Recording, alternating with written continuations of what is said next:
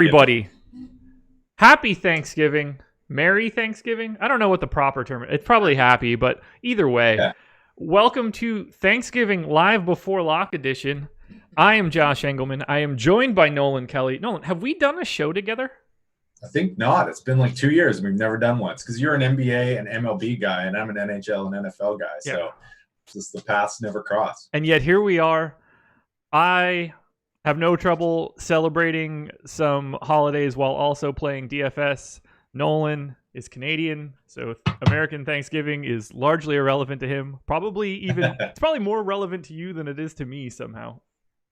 I think that's possible. My girlfriend's American though, and she told me straight up as I was going on that I should have a beer on this show. So sounds like the festivities are getting underway there in the States. We don't do Thanksgiving in the way you guys do, man. It's not the same. It's just football and drinking. That's all I've ever known. Yeah, it changed a little bit when I moved to the South. I would be the only guy in my father-in-law's living room watching football, because even though I'm not like the biggest NFL guy in the world, I am very much a watch football on Thanksgiving guy, because that is what my dad would have been doing every day. He's a Cowboys fan too, so it's even more important. Oh, wow. Okay, so that's a big one for sure.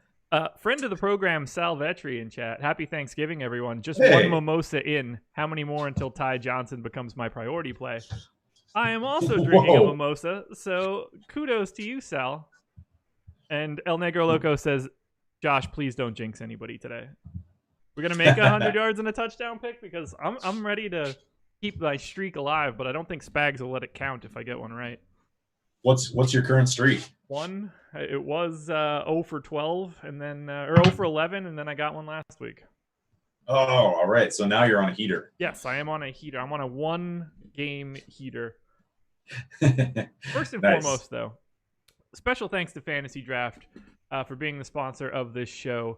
If you're looking to play any rake-free DFS, and you should be, because saving money playing DFS should be your number one goal. I think we're all doing it for the same reason. You try to make money. By playing rake-free DFS, you will make more money. It could just be that you lose less money, but you certainly won't lose more. Highly recommend you check it out. Go to fantasydraft.com. Use the promo code AWESOMO. Get a 7-day free trial. Every single dollar that goes into a contest comes right back out to the players. They track the amount of rake you would have spent at other competing sites, and it is a staggering number to look at when you realize that that money just usually goes right back out and doesn't stay in your pocket. So keep it in your own pocket. Could not agree more, man. Could not agree more. Oh, I'm just feverishly trying to get my 60% Isaiah McKenzie shares down to about 30% or 25% right now. So I have 28 on the dummy crunch that I have in here right now. I'm only playing on FanDuel today. Are you a DK guy? I'm generally a DK guy. Yeah. Okay, that's perfect. So we can get our different perspectives. That works out well. Yeah, that'll give the people everything they need. I've got a lot of questions because Julio Jones is going to be a very big part of my day. It looks like he's going to be a very big part of most people's days, at least given ownership on FanDuel currently. You can speak a little bit more to DraftKings. How healthy is this man? That is the question. That's the $1 million question right now. Did not get a lot of snaps last week. He was just kind of in and out of the lineup. Just going to pull up his routes run data. So only 30 routes run, 8 targets, 68 yards. So I'm kind of pro playing him, and I think it's really, we're all expecting him to go. So it's not. I don't think it's going to be a case of having to adjust your lineups when he's a late scratch or that he's just like late out, because then that's just going to push everyone to Calvin Ridley. So I don't know how healthy he is, but his price point is pretty decent. The matchup is great. It's in a dome. That it's the highest total game of the week. I think if he wasn't injured, his ownership would be somewhere in the 70-80% range. I don't know. Right now on DraftKings we have him at about 50. So I think you are getting a bit of a bargain because people are scared off of that. But at the same time, I don't know. We only have him projected for 30% ownership. So on DraftKings and on FanDuel. I had 41 on the last. We had 41 on the last run. I don't know if we've gotten ownership in the past. 40. Yeah. So I feel like if he was healthy, he'd be, probably the jockey's player on the slate. No. Given that price tag, I mean, with him being $1,400 cheaper than Michael Thomas. Now, I mean, if he were healthy, he would probably be more expensive. So it's weird. But if you knew that he was fully healthy today, he's got to be the chalk wide receiver given his price tag. $1,400 cheaper than Michael Thomas on FanDuel. What is he on DraftKings? He's pretty close. He's more. He's $1,800 cheaper. So Michael Thomas $9,100. So just the best bargain on the slate, I think, and an all-around great play. So I don't really have much of an issue loading up on him and going overweight on the field. And then I feel like the worst case scenario is probably the worst case scenario is he gets injured and isn't able to play. But assuming he's able to play, I feel like you're probably still looking at like a 5 reception, 70-yard game, which is not gonna win you, but it's also not gonna kill you. And it's still Julio Jones. So especially on a 3-gamer like this, any production is good production, pretty much clear across the board. Like you're gonna need points. Absolutely. It's much closer to a showdown than it is to like a full weekend slate. And you do 6 for 80 or something like that, but still don't get in the end zone, you're probably going to be okay. For sure. It's all about trying to find a few pivot, taking really good players and trying to find a few pivot points in these lineups. So, and the good news is, if we get word, this is the last game. That's at 8:30 kickoff, something in that neighborhood. Mm-hmm. If you get word that he is limited or it's going to be problematic, it's very easy to drop to Ridley. You have ready-made options since he is the most expensive wide receiver on the Falcons that you can just sort of you're gonna end up with a lot of somebody else, but the swap is there. It's not as if Ridley is the guy and you're pinched if he is out and not able to swap up. Yeah, and it actually it might even play to your advantage if you want to get creative, right? Like if you have some Matt Ryan, Julio stacks, almost everyone is going to go straight down to Ridley, and maybe you just eat the $2,000 loss or whatever and go down to Russell Gage, or you have your util spot open, put Julio in your util if you can, and then there's a bunch of options in this game. You can fire up Latavius Murray or Devonta Freeman, and if you have more roster spots, obviously you can screw around with it. But I don't know. I think he's going to play. I don't think. I don't know. I'm saying 90%. Yeah, I'm treating it as if he's good to go. And then if I get news later today before lock of that game, then I'll make my adjustments. But for right now, I'm just taking a run at it. I like it. Any other injury or inactive stuff that we want to pay attention to for today? You'll know this better than I will. Yeah, so I guess the early game, we have our inactives out already, or maybe we don't. Yeah, we do. Okay, so we should. You probably heard that that Jeff Driscoll is out. Yeah. It looks like I even forgot his first name. Brian Blow, former Purdue quarterback. Is it David Blow? I was gonna say I thought it was Dave. Yeah, David Blow. Former Purdue guy. I looked up his stats. Seems to be pretty much traditional pocket passer. 50% in the preseason with 2 touchdowns and 2 interceptions. Probably going against fourth stringers in the third and fourth quarter. So not much of a sample size there. Pretty hard to get a read on him. As well, the other big news is that Taylor Gabriel is out for the Bears. I believe. I'm not seeing him. Yeah, okay, there he is. He's inactive. And then Ben Brownecker and Adam Shaheen are out for the Bears and that's kind of interesting because they have a lot of really bad tight ends, and I don't really know where to go. I would guess that it's probably JP Holtz or Sowell or Jesper Horsted. So I'm pretty sure you just made up 3 names. I did, yeah. Those totally sound like made up names, man. It's not. They're certainly not names that I have ever heard. Yeah, so these guys, I'm just not even gonna play them. I think for the most part, I don't know. It's pretty hard to figure out. It's probably gonna be Jesper Horsted, but man, good luck with that. So Jesper Horsted's season today. I know nothing about this guy. I'm sure most people don't. 6'4", 225 from Princeton. So, Yeah, and then I kind of like the Javon Wims. I was hoping it might be a little bit sneakier, but I feel like people are kind of on it. Taylor Gabriel, he played a lot when Taylor Gabriel was out earlier on in the season. Week 4, he had a 96% snap count and had 5 catches for 55 yards when Gabriel was out. So I do like Javon Wims at that price, and I feel like he's kind of got the talent. He's been a preseason standout, I think, for a couple of years now, and he's got the talent to kind of break the slate, if you will, at that price point. So I like kind of pivoting off. If you've got a lot of Isaiah McKenzie, you can straight pivot over to Wims, I think. I don't know what the price point is, but it's got to be pretty close. So yeah, same. You can get some of, if you're like me and you crunched with Osmo's projections and you got a lot of Isaiah McKenzie and you want to kind of hedge your bets a little bit, I feel like Wims is a pretty good option. Okay. Anything else you want to hit on from a high level perspective before we take a look at like some of these games?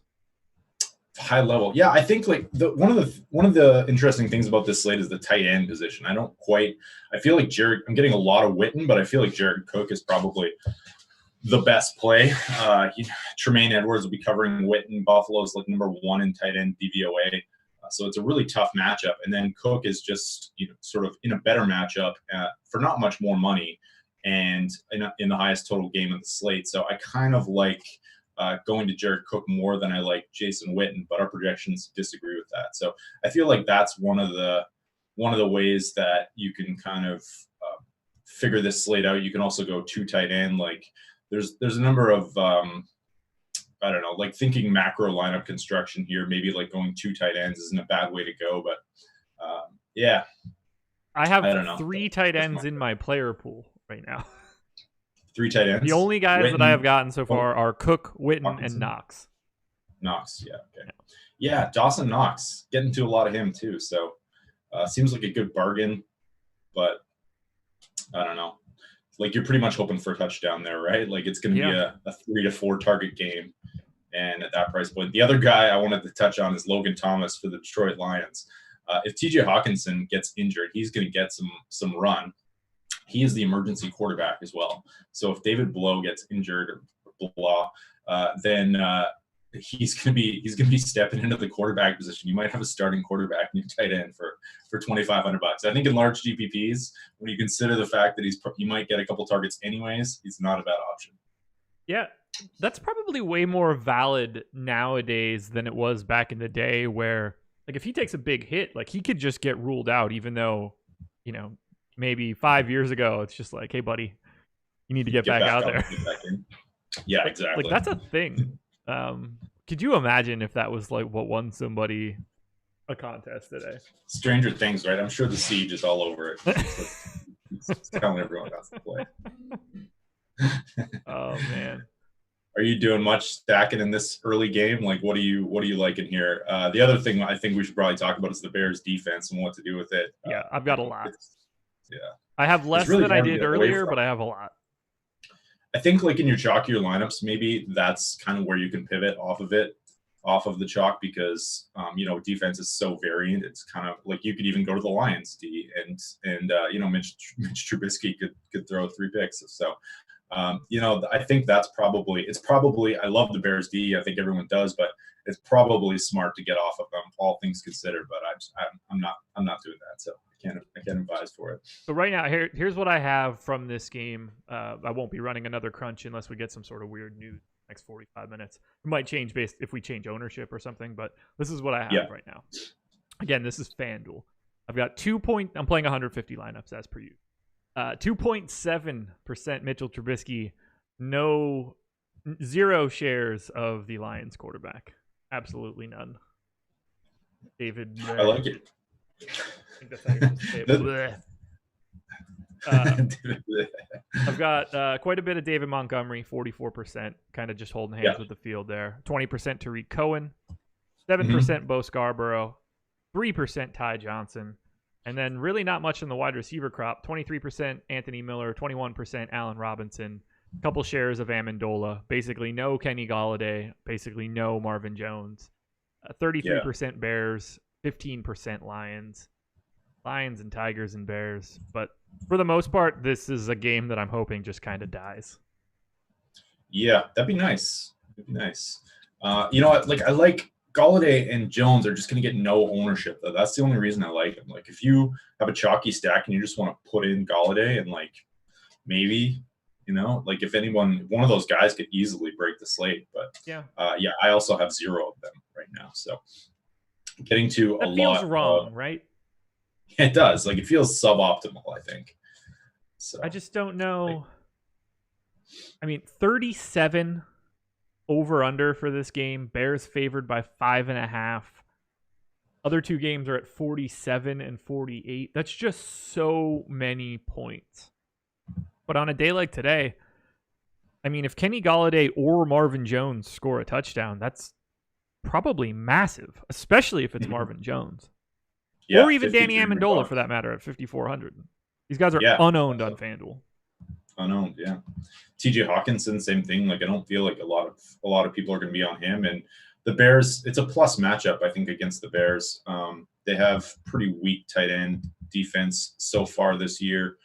I wrote them up. Let's see. So, third most routes run on the slate among these tight ends over the past 3 weeks for Hawkinson is 79 routes run. And the Bears are the 28th ranked tight end defense by DVOA. So, there's another guy that's super cheap that you could slide into your lineups at like 3% ownership. Really intrigued by this now. I feel like I should be getting more of these goons. I know, right? Like, that's how I'm feeling too. So I'm going to run another crunch in the background while we talk with a bit more randomness to see if I can unlock some of these guys. Unlock the key of the slate, the Detroit Lions. I mean, honestly, though, Amendola, Galladay, Marvin Jones, these are the FanDuel ownerships. 1.6, 0.7, and 2.1. That's nuts. They have to be in a winning lineup at rates higher than that on a 3-gamer. No matter how bad is. I feel like that is probably a play that is going to get north of those numbers. If we knew, if that ownership was to the T, 1.5, barely 1 and 2, I feel like having 5 to 10, maybe probably 10 is valuable. Yeah. Who do you like most out of that trio then? Amendola, Galladay, or Marvin Jones? I looked at some of the matchups, and like, it's pretty tough. They move all over the field, especially Jones and Galladay. I think Galladay has the slightly better matchup against Kendall Fuller, I believe. So I think that, let me just double check and make sure I'm not just making up names here. I would be making that up, so I can't even fact check you. Our subs are just like losing it, but I think Galladay is probably my preferred play of those two, especially because like, it looks like, especially on DraftKings, he's getting less ownership, I think, because he's priced out, probably getting about twice, about half as much ownership as Martin Jones. So I like that. And then like, Amendola is kind of meh. I'm not super sold on it. These two teams did play like 3 or 4 weeks ago, and it actually was like, if you're playing the Showdown slate, it actually was a pretty offensive game, surprisingly. And Driscoll, all of the top 10 players in the Showdown slate were skill position players. There's no kickers, no D, and the total was low in that one too. So I think if you're playing the Showdown slate, you can maybe pivot to something like that and hope for an outlier, because I feel like most people are going to be on the 2 running back defense kicker kind of construction with the 37-point total here. I think you're right. This is going to be an offensive game. It is a really terrible way to like start up a Thanksgiving Day slate. The line is just gross. The spread's moved from like 3.5 to 6 in the last couple hours here. So, and I think it's probably only going to go up. Yeah, you wouldn't expect like, it's a testament to how bad David Bleh is that the line can move so far off of another backup quarterback. Yeah, that's a good point. Like, it's not dropping from Stafford to this guy. You're already getting a backup quarterback. Yeah. Nuts. Absolutely nuts. Weird though. You said he was from Purdue? Yeah, from Purdue. 2 Purdue guys going today on Thanksgiving. Right? That's what I was thinking. Like, it's gonna that's got to be a first, right? Kyle Orton went to Purdue, I think. I think he did too. There's another one. If he ever played, I mean, if we're talking about just on Thanksgiving, yeah, probably. Jake Plummer? Oh, Jack Plummer. Never mind. I was going to say, no, Plummer went to Arizona State. Yeah. I know a lot about things that happened in like the 1991 to 2003 window, and then it starts to get a little gets a little wonky. Sure. Oh man, Purdue has some solid quarterbacks here. Bob Greasy, Len Dawson, Jim Everett, Kyle. Ruh-roh. Frozen Nolan. I don't hear you. You are a stationary figure on my screen right now. I assume that this is on you and not me. Chat, you still hear me? I need Slack or YouTube chat to let me know if I'm still active and if it's just Nolan that's locked up.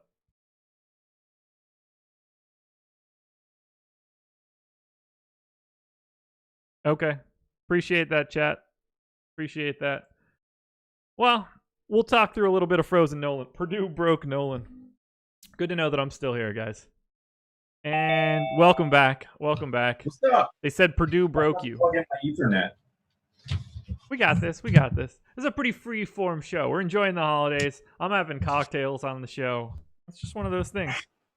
David Blakeney wants to know if it's cold in Canada. Is that why you froze? It's Vancouver, so we're like, I'm in Vancouver, so it's like it's never cold up here. It's just nice and I don't know, what's the Fahrenheit, like 55. Okay. You were about to tell me that it was like 17 degrees Celsius, and I was going to just shrug my shoulders. trying to get good at these conversions. What is it, like 1 point something plus 32 or something along those lines? Oh, God. You need an advanced math degree. I used to know it, and then I realized that that was not relevant information, and I pushed it clear out. Do we want to touch on anything else for this game?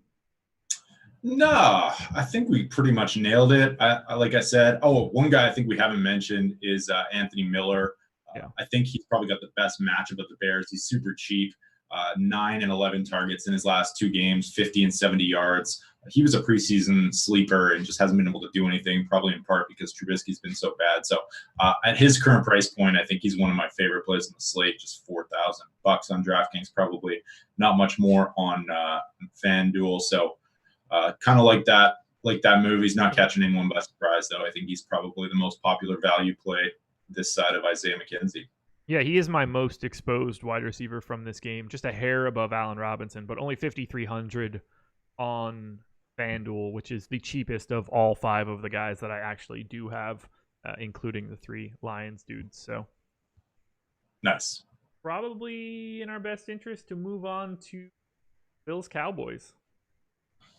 All right, let's do it. I'll pull it up on my screen here. Yeah. We'll hit the line quickly. Cowboys 6.5 point favorites as of right now. 47 point total. Let's see. Is there anybody I'm taking a wildly large stand? Well, first, any injury news to worry about for this game? I don't think there's anything. The only one guy that let me just pull up the ESPN step chart here. But the guy that I'm kind of looking at a little bit is Robert Foster on the Bills. Okay. He had 1 catch for 20 yards, and I think actually a run for 20 yards. If you remember him from last year, he led the entire NFL in targeted air yards. I think at like 20.1. Speedster. Just for whatever reason, could not crack the Bills lineup this year. And then last week, he got some playing time and he pulled his hamstring. So he's questionable now. With a speedster like that, you probably are a little bit worried about a pulled hamstring. So I think in terms of like, if you have a chalky lineup and you want to pivot for a guy who like could, catch 1 ball and pay off value, I think he's a good option. So I'm definitely going to keep an eye on that as we get closer to that lock. I'm expecting that he's probably not going to play much or not going to break the slate here, but that's the one guy I'm watching here. I think your audio is. Oh, now you're back. Back? I lost you, but the mixer was still bouncing in OBS, so I think that I'm only the one that lost you. And it could be because my wife turned on her AirPods as well. When we have them both running in the house, it kind of gets weird for some strange reason. That's crazy. I have this thing in my house where if someone turns a light switch in a different room, the TV turns off. And like any light switch just gets flicked, the TV turns off. It's stressful when you're producing. That's not fun. That's not fun I at all. know, right? So for me, actually, I'm probably close to done that extra randomness crunch. Yeah, we're in the 900s. We're in the 900s. I kind of feel like I should be crunching again here. I'm not liking this, my current exposure. So this game is part of what I would say is my biggest fade. John Brown currently projected for 35% ownership on FanDuel. I have half of that. I'm also pretty light on Randall Cobb as well. Also on our ownership has him 35% on. Oh no, wait, that's FanDuel as well. So 18% on DraftKings. I feel like he's probably a better play on DraftKings at that ownership. I kind of viewed him as like a mini sort of pivot in some Dak Prescott stacks. So I think at that price and that ownership, he's not a bad play. But I kind of agree. Like it wasn't someone I was targeting early on. That's for sure. I'm light there. I'm kind of light on this whole game except for Isaiah McKenzie. Yeah. I'm a little bit worried about that, to be honest. Then, like, I saw my 50% exposure, and I'm trying to get down to, like, I don't know, 20 seems like a more reasonable number. Like, I have 26. 26? Yeah. Yeah. Like, the thing is, like, he's a great play at $3,100, but, you know, he hasn't had more than like 7 fantasy points since week 2. And, like, on a slate like that, it doesn't really, you know, matter. Like, he could still pay off his value pretty easily, but you know, people, I don't think he's not like 1% owned or something, right? Like he's not catching anyone by surprise. He's getting 12 to 15% ownership. So. Right. Yeah. So right now I have 26% of McKenzie, a little bit over the field, pretty neutral on Gallup, neutral on Cole Beasley. As I mentioned, well under on John Brown, pretty neutral on Amari Cooper, 7,900 on FanDuel, and then pretty light on Randall Cobb. I'm kind of holding hands with the field on Zeke, 43% right now. Any amount I have of Zeke, I'm going to be cool with on a day like today. Yeah. I think I'm pretty high on him. I'm surprised like he's not higher owned, to be honest. Yeah. You know, he hasn't really had that breakout game yet. You know, he's been good, but not great. His work in the passing game looks like it's returning a little bit. 4 targets in his last 3 games. He's getting the rushing attempts. He's getting the snaps. This is a run funnel defense. You know, they're 27th in DVOA against the run, I think 9th against the pass or something. So really good spot for him here. And like, I'm going to go overweight. I think my strongest stands are just going to be to pay up at running back on this slate and pay up for Kamara and pay up for Elliott and then try to differentiate around them just because the floors, I feel like with those guys are so safe and the upside is also there. So definitely going overweight on Zeke. I get it. I get it there. Shout out to Justin Swearingen in YouTube chat. $19.99 super chat. Happy Thanksgiving with a couple nice emojis. Bird, the clinking glasses, maybe champagne and a glass of wine. That's what I think all of those things are. Can't totally tell. I hate emojis because they're little and there's no way to like for sure figure out what some things are. I've got terrible eyes, I guess. But anyway, thank you very much, Justin Swearingen. Happy Thanksgiving to you as well. All right, crunch is done. 1,000 lineups ready to go.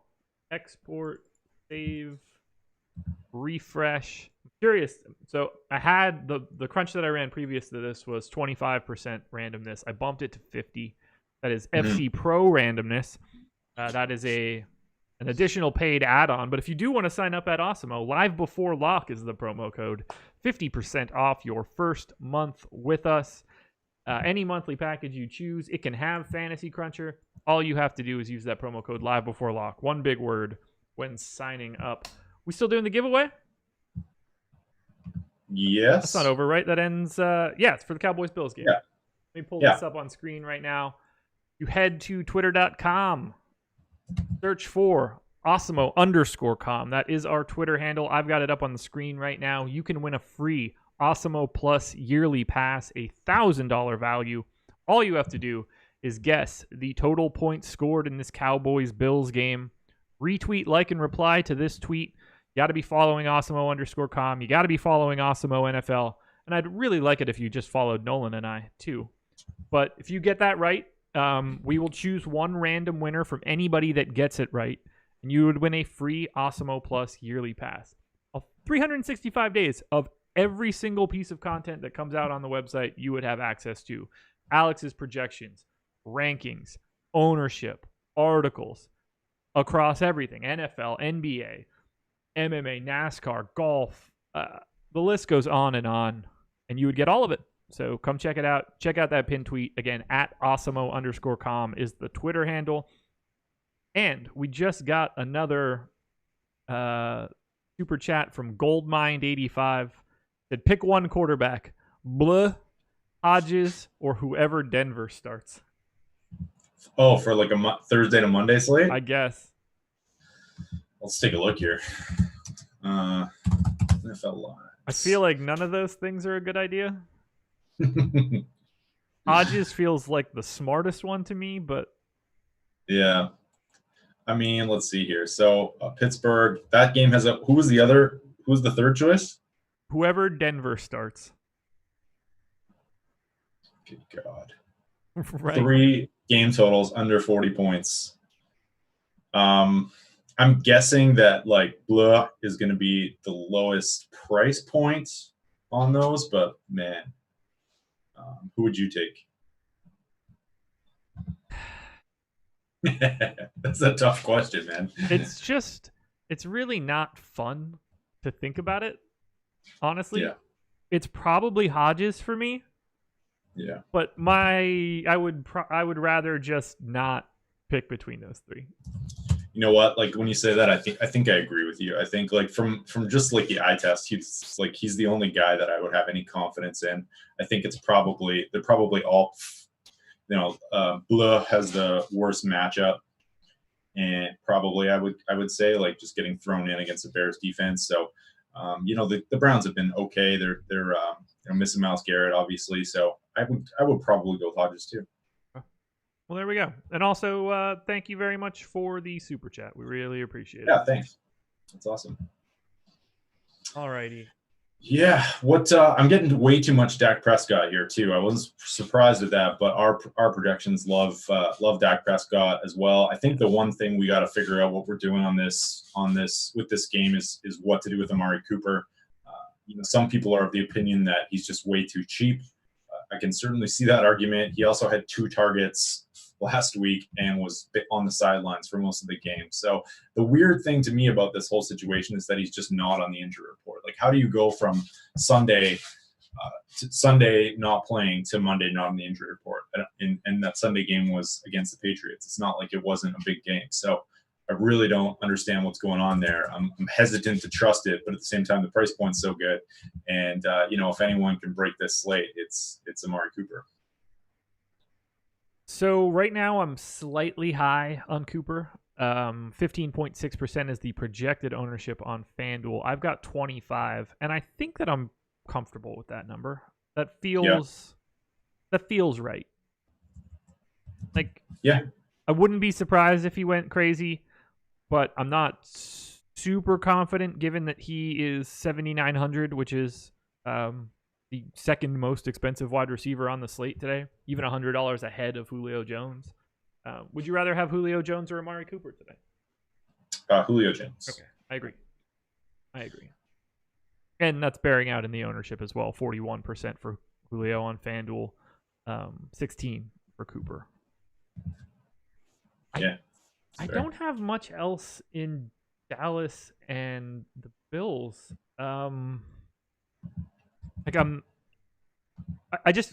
This game, I don't know. Does this game just feel like the most normal and obvious to you? Like, I don't feel like there's a lot of weird in this game. Yeah. It's like, I feel like the total's pretty accurate here. Like it's a tough matchup for the Dallas passing game, but their offense has been so good this year that it's like, how much do you really factor that in and fade it? Because the price points are also great. Cooper and Gallup, super cheap. Witten's pretty reasonable. I think, I don't know. I'm trusting the projections here and going with a lot more Dallas than I think I probably should have, especially because there's a real chance of a shootout in this final game. But I can certainly understand kind of going underweight on it, given the Atlanta-New Orleans game coming up. but the price points are good, and it's just it doesn't seem like overly exciting, and I don't think it's going to be like one of these games where you're like, damn, I wish I had more exposure to it, but I don't know. I'm in trust the projection modes right now, so it looks like, and also like, am I just getting a lot of Dak because Isaiah McKenzie is such a great bargain, and then that's like the bring back option? I'm starting to wonder. Probably a little bit. Yeah. We got a $5 super chat from David Blakeney. I crunched 1,000 lineups and it came back with a message: just pay attention to Josh and Nolan. I'm confident that on a show like this, it's not going to say pay attention to Josh. It might say pay attention to Nolan. It's definitely not saying pay attention to Josh, unless you're looking for the best fades in the history of fades. Who's your lock of the day today, or do you do that at the end of the show? We could do that now if you'd like. If you want to make a pick for guy most likely to score a touchdown with 100 all-purpose yards. All right, I got mine. Now, normally we do under 8K on DraftKings. Okay. Yep. Which, makes things a little bit tougher. I'm going to pull up DraftKings pricing right now because I don't have that in front of me. You want to give your pick? I know who each of us are going to take here. You are free to make your pick for this one. I'm going to select Ezekiel Elliott. Okay. Oh, he's 7,400. No shit. He's pretty cheap, right? Yeah. All right. Who can I jinx? Whose day can I ruin? I don't know. Maybe I won't be ruining anybody's day now that I've got the monkey is off my back. Yeah, could be that like this is the start of something big here. Okay, so Kamara is 8,100. Can't take him. God, the answer is the scariest one of all. I will take Julio Jones. He will break his touchdown streak. He will get in the end zone. I like it. I like it a lot. Guys, there is no jinx any longer. Last week, I picked this to a T. I didn't need anything extra. I got 100 yards on the dot and a touchdown. I planned it out perfectly. There is no jinx. Who did you pick? I had Calvin Ridley last week. He got 100. He had 85 yards receiving and one single 15-yard run to get to 100 on the dot and the touchdown. Amazing. I'm proud of that. So I broke my 0 for 11 streak and got it by literally 3 feet. That's awesome. It's going to be a stat correction. Just wait. No, we're good now. That ship has sailed. If that would have come back as they changed the run to like a 14-yard run, oh my God, it would have been awful. No need to fade Julio. Guys, I'm 1 for 1 in my last one pick. That is an incredible streak. Fire up your Julio Jones. Let's talk about that game now. That's clearly the most interesting fantasy piece. Yeah. I'm relatively flat on Matt Ryan and Drew Brees, but I don't really care too much about quarterback on a day like today. Mm-hmm. I do, but that's sort of the byproduct of whatever the rest of your lineup looks like. So I think we've already touched on Julio. What do you do with Michael Thomas on a day like today? I'm just trying to fit him in wherever I can for sure. I think it's tough because, he's a great play. He's expensive. At that price point, I think I'm going a little bit more towards Kamara and Zeke and Julio, but he's the safest play on the board. I'm going to say targets are there. He hasn't had less than 10 targets in 10 weeks. So this is a plus matchup. Everything's just screaming Michael Thomas here. I've got 41% on my latest crunch, and I'm going to try frantically to get a little bit more than that as we get closer to lock here. But I have 40 as well. I'm in. Yeah. And I think that just looking at our top stack tool, which is super helpful, it looks like the best stack of the day in terms of best stacks of the day in terms of relative in terms of odds to be the top stack of the day and quarterback ownership are New Orleans and Atlanta. Atlanta, we have 15% ownership projection for Matt Ryan on DraftKings and 27% likelihood of being the top stack. It's a lot flatter on FanDuel, where the best play best plays are both of them, but it's just not quite as much of an advantage. You're getting about a 5% differential. I actually have that on my screen now. For the people that don't normally see this is the top stack tool. I think it's okay to give a little bit of a peek behind the curtain, giving thanks back to the lovely watchers of this show. So this is the FanDuel Top Stack tool. What we see here on the screen, let me make it a little bit bigger so people can see it. Shrink Nolan and I down a little bit so we're not in the way. So we have the ownership for the quarterback here. The odds of that particular team being the top scoring stack on the slate in the next column. You get the quarterback salary, the average salary of the skill positions, and then what that point per dollar value is. So really what you're looking for is situations where you either have a very high top stack probability or a top stack probability that is higher than the QB ownership. On a day like today, at least on FanDuel, it is kind of bunched together. One thing is very certain: the odds of being the top stack, 1.3% on FanDuel right now. Man. Very low. Very, very That's low. Brutal. So the focus, in theory, should be Saints, Falcons, Cowboys. That should not be terribly shocking. Buffalo and Chicago both coming in with top stack odds lower than the ownership to Josh Allen and Mitch Trubisky. On DraftKings, kind of a similar story, but even more extreme. There is a pretty clear line of delineation under Dallas where that's going to be, 17, 18, 82% of the top stack odds wrapped up between the Saints, Falcons, and Cowboys. So if you're trying to be different in a large field contest, it might be on DK. Yeah, and like we've seen, didn't Brock Osweiler win someone $1 million once coming in as a late starter? So, if that can happen, I think that's possible, true, actually. Right? Yeah. I don't hate it. Like 1% owned, like all you really need is one lineup, right? Yeah, especially if you're playing, 150. Yeah, I'd feel a lot better about it if he had some rushing upside. Like it looks like his max at a season in Purdue was like 90 yards or something like that. So it'd be a lot better if it was like Driscoll. If it was Driscoll, I would have some shares because he just seems to get like 30 or 40 yards rushing every game. And it's not as if he is weaponless. Marvin Jones and Kenny Golladay are very legitimate options. Like for them to go crazy today would not be shocking. I actually do kind of want to bump up both of those guys to see if I can get a little bit more shares now that I think about it. And I don't know, you probably don't have to double stack, but you certainly can. Like that's going to be, if you double stack Golladay, Jones, and Blow, then you're going to be unique and you're going to save some money, or just go Jones. And I don't know. My mom is calling me right now. Sorry, Ma. I'm on a show. 15 more minutes. You're clearly not tuning in, unfortunately. Oh my God! It's Thanksgiving. She should be watching you. I know, Mom. What are you doing? You're not helping me here. Every viewer counts. So we touched on Julio earlier. I don't think there's much to say about someone like Alvin Kamara. We know, what you're getting. He's the chalk running back. He's 1A or 1B in terms of talent of running backs on this slate. How do you feel about Devontae Freeman making his way back? Yeah, I liked him. Got a lot in crunches. I don't really have like a strong take, but I feel like, at that price point, it's pretty good value.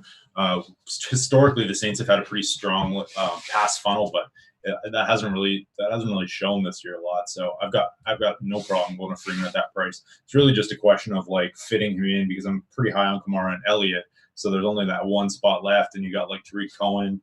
Another guy I kind of want to force in is Latavius Murray as well, just because his ownership is so low and like he gets goal line touches. So I feel like if you can put Latavius Murray in some of your stacks, even with Kamara, that's going to be a pretty unique lineup build. But back to your Freeman question, like I'm getting about 22%.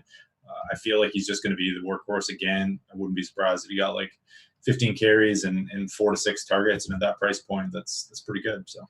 Lat Murray is a guy that I'm about to bump up a little bit. I don't really have any, and that I don't want to say it scares me, but like he's just the guy that's going to be irritating and have 14 rushing yards but a touchdown as well, and it becomes like sneaky viable. Exactly, and he's the kind of guy that that could sway the slate. I think like at that low ownership, people don't want to really play him because they'd rather play Kamara, and like if you're playing Kamara, you're probably not playing Murray. So I like the idea of going to him if possible. Okay. Well, I've bumped up my ownership to Marvin Jones and Kenny Golladay. I'm now at roughly 10% for each guy. So cue the Danny Amendola crazy day. Man, like that's been a good play this year so far. Yeah. I know, like I think Tom had like a top 15 finish with Amendola. Oh, did he? Yeah. All right. 1% ownership. There we go. I'm going with whatever lineups I just put together. I like that bump with those guys. Who Jazzraz have in his Millie? Alan Hearns? Yes. God. That sounds right to me. Balls of steel. Oh, Were you aware it was happening while it was happening? No. Oh, okay. Yeah, we were sweating that Cowboys D. I know, right? Like that's got to be because all you need is like you just need one pick six, like that's it. Like or like yeah, what did he finish? 5 points back? I think he needed like 4 and change, something like that. I'm just going off of memory now. But like a scoop and score fumble, any sort of major defensive play in a super sloppy game. It's just one of those times where like you desperately needed it to not be a team as smart as the Patriots. Yeah, for sure. Like that's, I mean, you just don't like you want somebody that's more likely to make a mistake. Yeah, absolutely. Thoughts on Calvin Ridley today? I like him. Yeah, I think I'm prefer actually. Like, let's just see what the ownership's like. I prefer Gage. Okay. At that price point. So Gage is 13% and Ridley is 28%, and that's on DraftKings. On FanDuel, Ridley is 50. Is he cheaper? Like, is that 6,500? Like, that doesn't seem. He's a little bit cheaper, relatively, right? What's his price on DraftKings? 66, I think. Yeah, a little bit. So the reason that I like Gage more is he actually like he ran. You got a little bit of recency bias, I think, going with Ridley, and then Gage actually ran more routes last week. So, you get $2,000 in savings. You're not really getting much of a downgrade, and you got a guy. So he ran 51 routes last week, and Ridley ran 57. So that might have been a product of Julio kind of being in and out of the lineup, but I still think he's serviceable. He'll probably get less snaps and run less routes, but decent savings. And then Jaden Graham as well. Are you getting much of him? I have 0. 0. All right. How much do you have? Not 0, obviously, is the answer. I have a little bit. Yeah. I'm surprised you got 0. I feel like he was hopping a little bit in these projections. But I don't have much. I don't think. I have one share. Never mind. Okay. So I was gonna say he did not make the player pool. Yeah, that's fair. But I am pretty aggressive about cutting off my player pool. So what's your strat? Like you go into like before you crunch and you're like, all right, don't like, Blake Jarwin or something. He's out, like, or JP Holtz or something. Like I'm looking at my lineups here and I have 10%. I'm trying some new techniques with Fantasy Cruncher. If you haven't seen the new beta version, I don't know how new it is, but I just noticed it. The new beta lineup builder, so you can kind of sort by, the the grid view. Yeah, the grid view. Yeah. That new? It looks last 2-3 weeks, something in that neighborhood. But I really like the presentation of that as well. I'm gonna switch it now so people. And so you can kind of like sort through the total ownership of your lineups and then go by and pick and choose which ones that you want based on if you're doing large GPPs, you kind of want to focus on maybe the higher projected ones that don't have a lot of ownership. So I don't know where I lost my train of thought there, but I'm getting a lot of players that I don't limit my player pool, and maybe I should start doing that. So I put like a rough cutoff of, I immediately just cut out anybody that's like 3 or 4 points projected or lower, unless they are projected to get some sort of ownership. So I try to maintain basically guys that I think are good or guys that are at least getting ownership so that I don't so no one slips through the cracks. And then I'll look through each team to see who's in the player pool and who is out. And if I need to manually add anybody or manually take anybody out, I can do that as well. But I take like a 15-minute lap through everything, and then I use Fantasy Cruncher's FC Pro feature of auto groups to get everything set up as quick as possible. All right, that makes sense. Yeah. But yeah, this is the grid view now on FC. You can see all of your lineups in one big list, but then you can go and see your average score for the lineup, the standard deviation for your lineup, scoring from past couple years, your ownership, your overall projections, the floor and ceiling of those lineups, what that point per dollar score is, total salary. So you can really slice and dice up everything that's coming out of FC now. It's a really, really nice change. So thanks, Fantasy Cruncher, for that one. I like it. So you change your minimum projected included in what do you usually set that at for NFL? I leave it at 3 and I handle it in Excel. Manually? I think 3 is the default, right? Yeah. Oh, it's whatever's in here right now is 1, but I handle that all in Excel, and then I set a minimum overall ownership when I run the crunch so that I don't get 9 straight 2% guys. Makes sense. But I set it with enough wiggle room that I still can get to like some relatively contrarian lineups. Like today, I set it at a minimum total of 175, so nothing too crazy. Like with the amount of high ownership on a 3-gamer, we're seeing numbers in like the 2s and 3s. So I just don't need to get a lineup that is just David Blow and Scarborough, Lat Murray, Ted Ginn, Amendola, low-owned tight end, Bills D. At that point, there comes a point where I think that ownership is right enough that like it's letting you know that you're probably calibrated incorrectly. But right. There's also the other side of it where you're trying to get a lineup that is slightly unique. So it's a little bit of a balancing act, but I try not to go too crazy with it. I just want to get rid of the full on most ridiculous lineup. Like of the 1,000 that I ran, here's one for you. The most contrarian lineup that I have is, did I sort that incorrectly? I did. It is a 1 in 20 billion combination based on the ownership. Blah, Ty Johnson, Zeke, Anthony Miller, Amendola, Allen Robinson, Witten, Ridley, Falcons D. If you multiply all of those ownership projections out, the likelihood of someone else having that lineup, ignoring correlation, is 1 in 20 billion.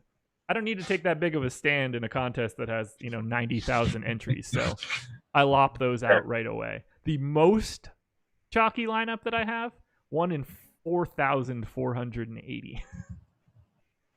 1 in 4,480. So if you're playing in like a single entry tournament with 5,000 people, you might see that once or twice. But that automatically gets cut out for me as well. I get rid of the way too chalky and the way too not chalky. Makes sense. Yeah.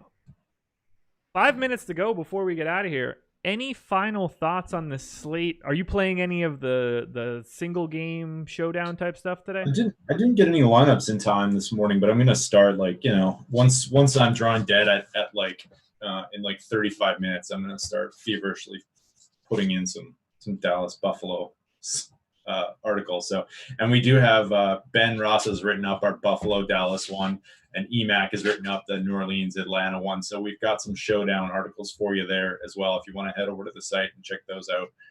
Showdown wise, I don't know. You only got a few minutes left, but I don't know what to do with the Chicago. I think the contrarian move is going to be to play quarterbacks and play wide receivers. The chalk move is going to be to play the running backs, kickers, and D. So if you want to pivot, I would say maybe go to some Detroit stacks, bring it back to some Chicago offense. But that seems like an unlikely scenario right now with a 37-point total and a 6-point road favorite in the Bears. I need the Bears to not score a defensive touchdown. Or really, if anybody scores a defensive touchdown, that's probably going to be very vital for today.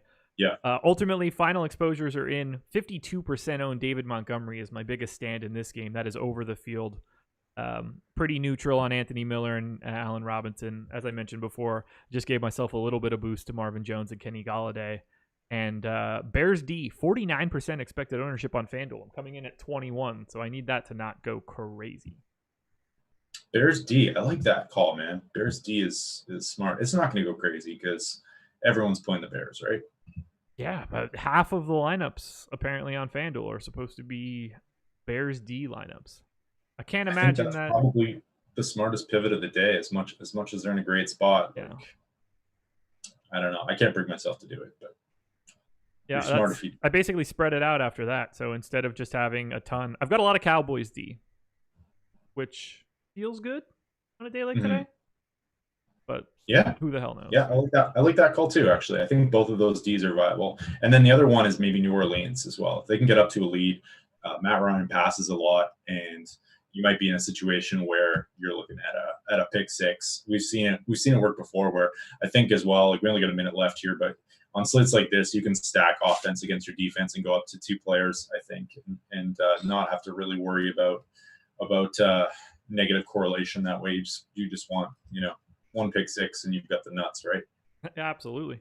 I'm pretty happy about having a lot of Cowboys D, given that I also have very little John Brown. So it, I'm kind of taking the stand of go Cowboys today in some form. I like it.